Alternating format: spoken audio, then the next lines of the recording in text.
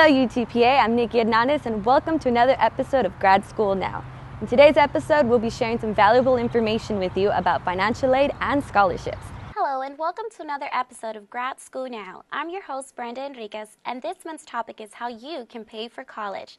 Today we have an expert in the field, Jael Garcia, who will let us know more about it.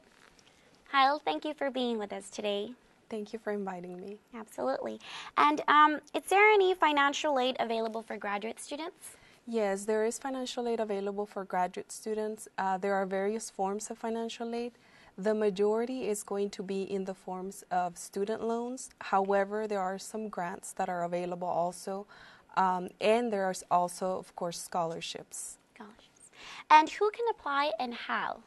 There are some basic forms of applying. For example, for financial aid, the first point is filling out the FAFSA, which is done at www.fafsa.gov. However, for example, if the student is an international student, there are some loans for which they may qualify for. And for that, they can go directly to the loan website at www.utpa.edu/loans. But for all non-international students, basically the process begins with filling out the FAFSA. And for our graduate students, are there any specific deadlines that need to be met? Yes, the students have to keep in mind several deadlines. First of all, the FAFSA has a priority deadline for UTPA, which is April 1st. However, it is always recommended to try to fill out the FAFSA as soon as possible. Since the FAFSA does require tax return information, basically as soon as the tax return information is available, the students should be filling out their FAFSA. Awesome. Thank you for that information. Also, what are the requirements for eligibility? Well, basically, in order to fill out a FAFSA, the student has to usually be either a Texas resident or be a U.S. citizen or permanent resident. So that's to fill out a FAFSA. Now, in order to qualify for any form of financial aid, the student does have to be admitted into the graduate program. So it's very important for the students to complete their full admissions process with the graduate office, and as well as take any exams that may be required by their specific program. Okay. And what advice do you give to graduate students thinking that they cannot afford graduate school? Well, basically what I would give them is, first of all, to fill out their FAFSA application, to find out any information by checking maybe the financial aid website, different sources of, for example, information for scholarships that may be available, because to keep in mind that first of all, is trying to find the financial aid that can be available, but also not to be discouraged. Like, for example, if they may have to use loans, to keep in mind that, you know, an education is an investment. And sometimes we do use financing for other types of purchases. So why not, you know, use it for an education that is an investment in their future? Absolutely, I agree. And where can they go to get more information regarding financial aid? We would encourage them to go to our financial aid website, www.utpa.edu/finaid. That's FINAID. Also, like I mentioned, the loan website is a good source because it has all the information about the different types of loans that are available for different types of students. Because like I mentioned, even for international students, there are some loans that they may qualify for, which are the alternative education loans.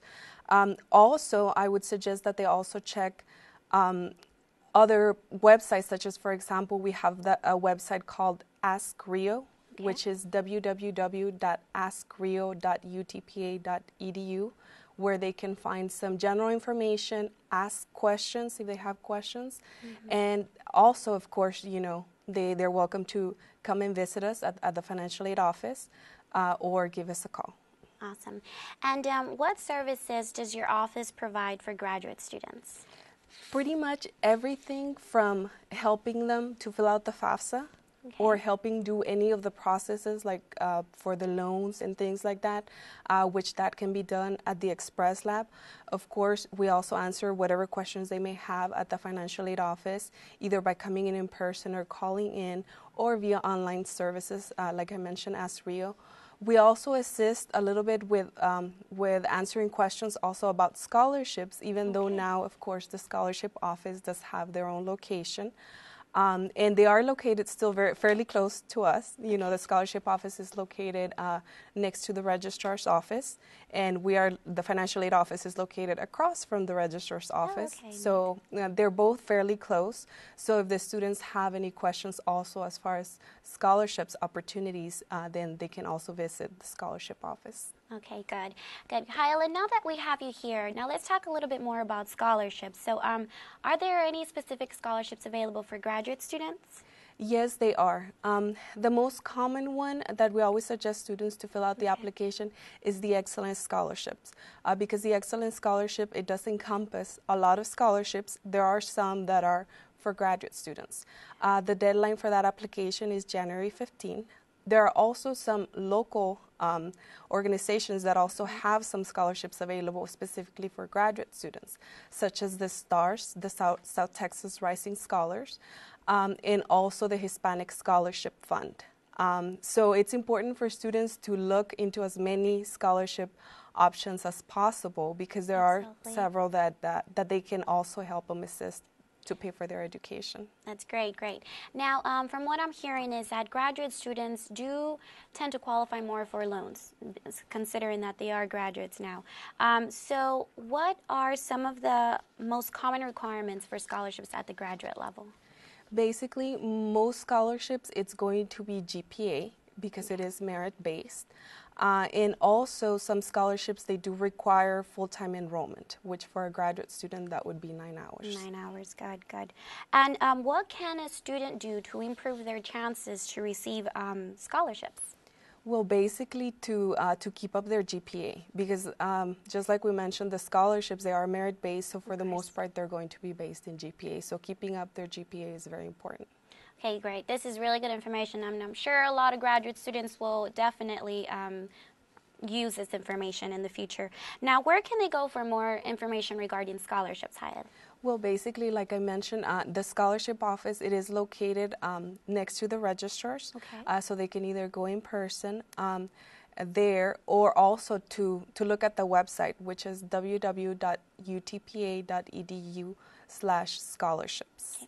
Well, thank you so much for coming out today, Hyatt. We really appreciate it, and then definitely our graduate students will be more aware of financial aid and scholarships. So thank you for being here today. Thank you. Thank you. And now let's hand it over to Nikki. For the rest of you who are looking for more information and tips, here are some upcoming events you should check out. Graduate workshops, financial aid, and scholarships, Thursday, June 30th from 6 to 8 p.m. at the University Ballroom. Choosing and deciding doctoral degrees, Thursday, July 28th from 6 to 7 p.m. at the University Ballroom. A New Jersey native and graduate from Bowling Green State University in Ohio is now at UTPA working on obtaining her master's. Our featured student, Roseanne Botch Garza, tells us more about her love for history.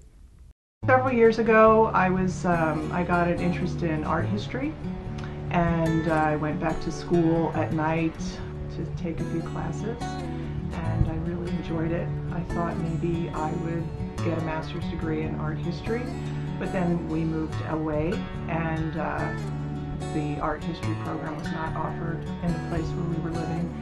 So when we got to McAllen, I still had the desire to study art history, but somebody suggested that I follow the history route, and there's a lot of undiscovered history here that needs to be preserved or brought out into the open, so I thought I would take that route and come here and study history.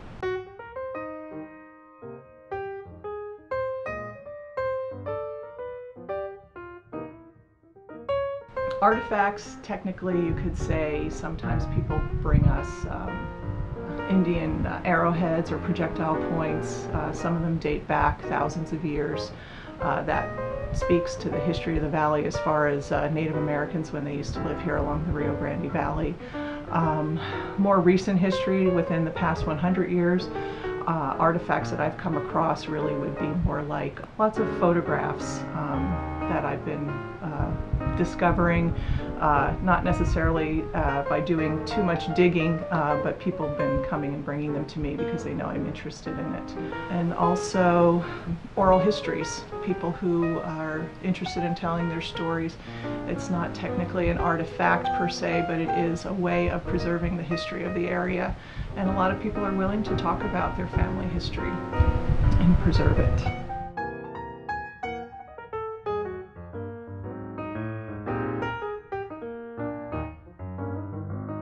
I would absolutely recommend people to work here at the PACE department because I am one of 5 graduate students working within this department right now. I was in charge of organizing the Biomedical Ethics Conference, an annual conference that takes at least 8 or 9 months to organize and prepare for. As far as CHAPS goes, the fact that you get to work hand in hand with the professors that are involved, especially Dr. Skronik and the many years he has of experience in historical archaeology. He also is very well published, has several books under his belt and journal articles that have been written. He's very knowledgeable and very willing to create new little projects to inspire the students to want to learn and to want to grow. And this completes another episode of Grad School Now. For more information, you can find us on Facebook, YouTube, or at utpa.edu/grad school. Thanks for watching. I'm Nikki Hernandez. See you next time.